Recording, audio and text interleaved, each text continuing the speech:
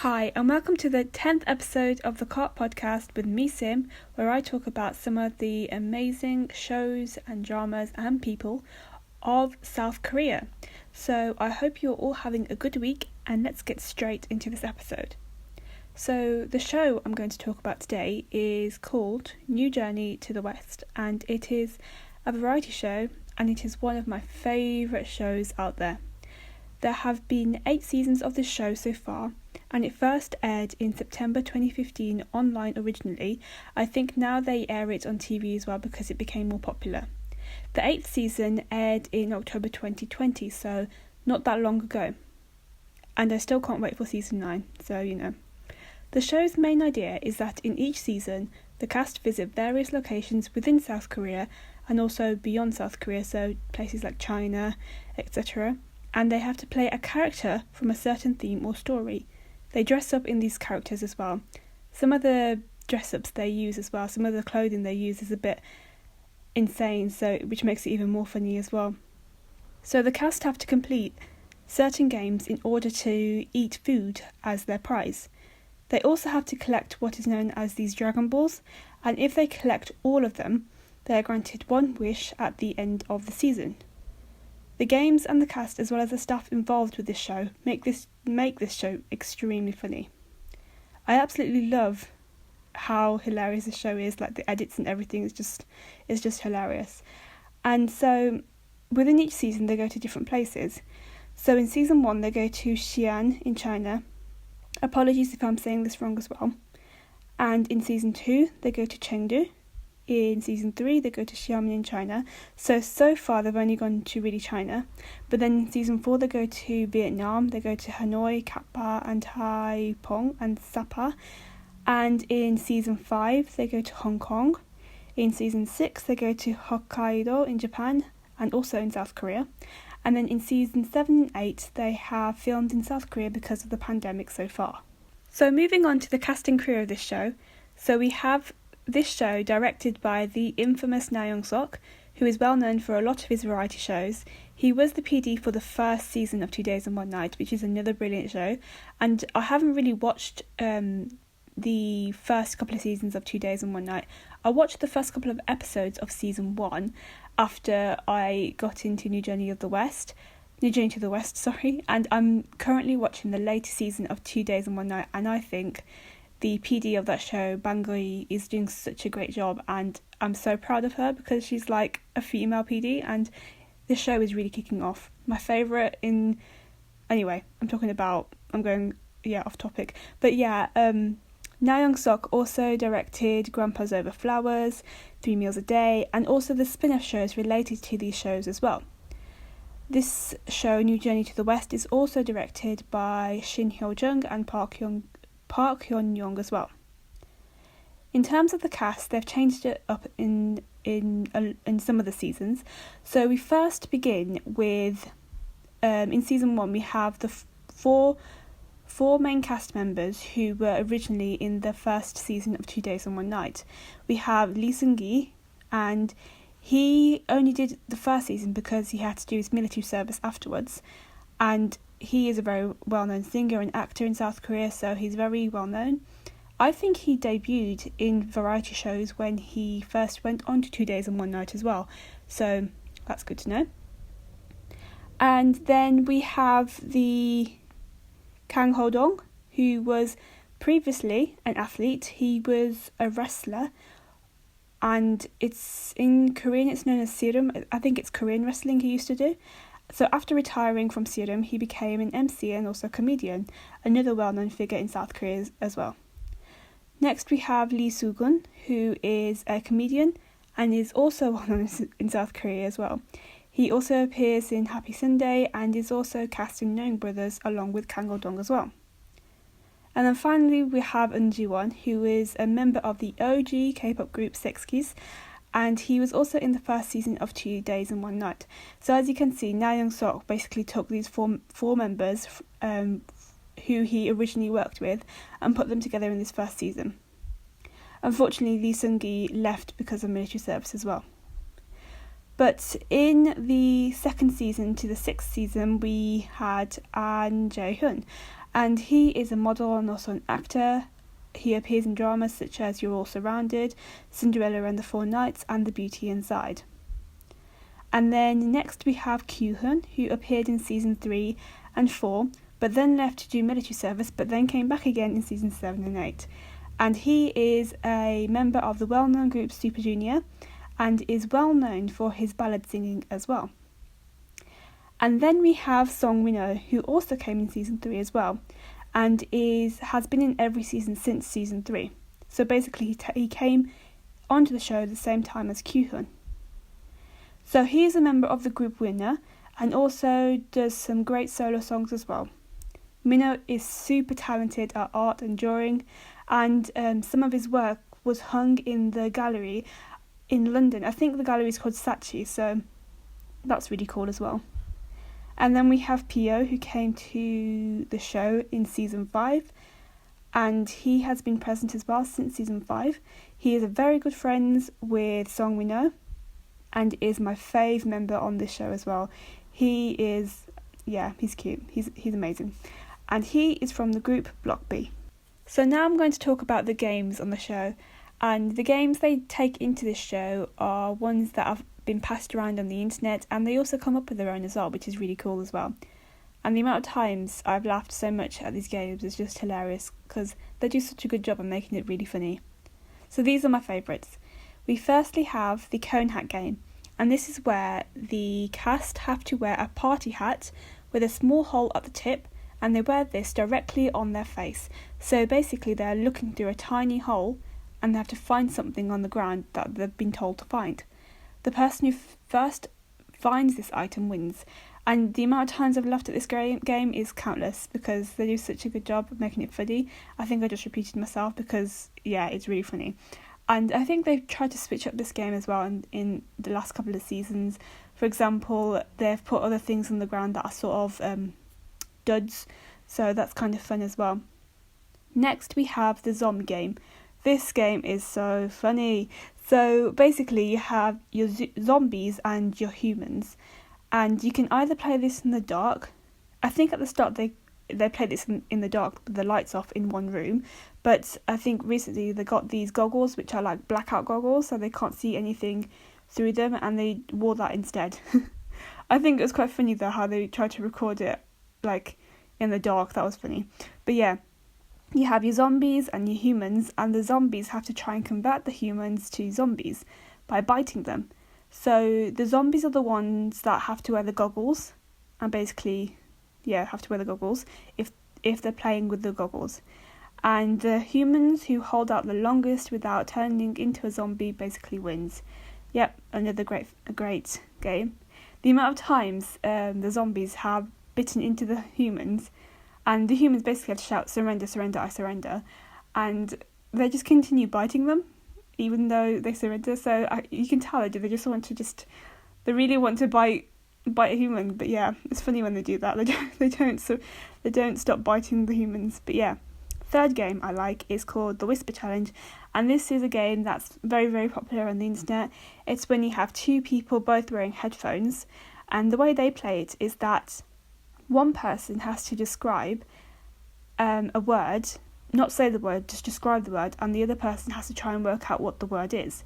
So obviously they won't be able to hear well because of the music they're listening to on their headphones, and they have to guess by reading the lips. There is a really great clip of Minho and Pio playing this game on YouTube. I think it's from season 4 or 5, and it is my absolutely favourite clip. And then finally we have the morning mission games. So sometimes there is a mission they get given in the evening before they go to bed, and it is to either protect an item and bring it back in one piece in the morning to the designated location where Na Yongsok PD will be sitting. So you have to stop this item by basically getting obliterated by the other team members, and this is hard. Like, I think in the first couple of seasons it was not that bad because it was new, but everyone just knows now, so it's just even more difficult. So yeah, as the seasons go on, it becomes more difficult to carry out this mission. And it became even more difficult that they even tried to minimise the space and things like that, and it became more difficult because I was trying to figure out where to put items as well. Like, even I find it difficult as well. Another version of this game is to complete a certain task by the morning as well. For example, one member may have to take a selfie with another member, etc., etc. But obviously, their guard will be up and they will be trying to do anything to anyone to stop them from completing their tasks. So the difficulty of each task that every member each task receives.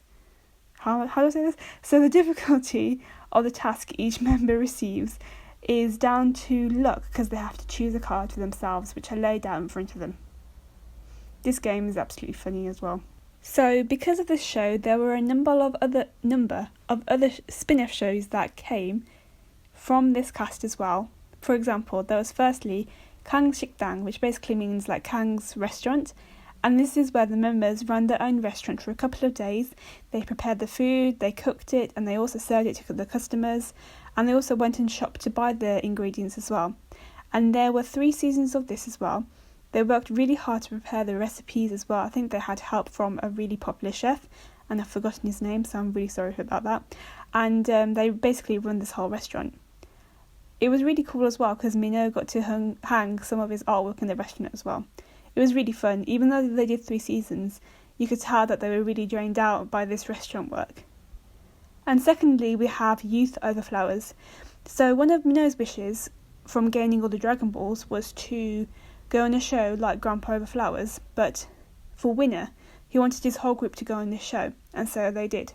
But the way that this show works is that you get tricked and taken to the airport, so you're basically caught off guard, where you have limited supplies with you and basically nothing you'd want to travel. You have nothing to travel with. And so they basically did get tricked and they went to Australia.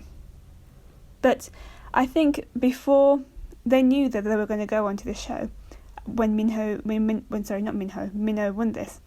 And so the Winner members were also aware of this as well, that they were going to get tricked. So they always kept like a bag of supplies close to them just in case they were, which is really funny. But the crew managed to trick the whole of Winner, and I think it was the most expensive prank they pulled off to try and get them to the airport without anything on them. So basically, I think they were told that they had to do a commercial altogether.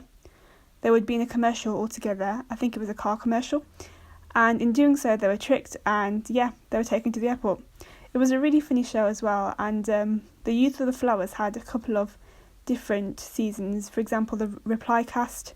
One of the reply casts went to Africa and the other one went to Laos. And there was also a trip to Iceland and Peru as well. And then we have another spin-off show called Mapo Hipster, and this is on the YouTube channel Oshipia. And channel Oshipia opened up a couple of years ago, so it's a really good channel and it has some great clips on, so I recommend you subscribe to that channel on YouTube. So Mapo Hipster stars Minho and Pio. They're these 2 childhood friends, as everyone knows, and have the same profession. However, they have very different styles, which is basically the basis of the show. So basically, there was different types of tasks and stuff they had to do involving clothing, which was really fun. It was nice to see the wardrobes of both of the 2 singers. So that was really nice. They tried to include the public in the show as well by doing voting every single episode on who basically won the task, who was better at doing this task on Instagram. That was pretty cool as well. And then we have the Iceland trip that Lee Sugan and also Unji won. And they basically went for a really short period of time to Iceland because they won a ticket to go to Iceland on New Journey to the West. And they really didn't want to go to Iceland, I don't think, because it's too far away. They kept complaining, but they went. And this show was a mix of 3 meals a day and New Journey to the West. And this is also up on the channel Oshipia on YouTube. So finally, the channel Oshipia on YouTube is really, really great, and you should really check it out because there's a lot of content from New Journey to the West and also much more as well. And now I'm going to talk about some of the funny moments on this show.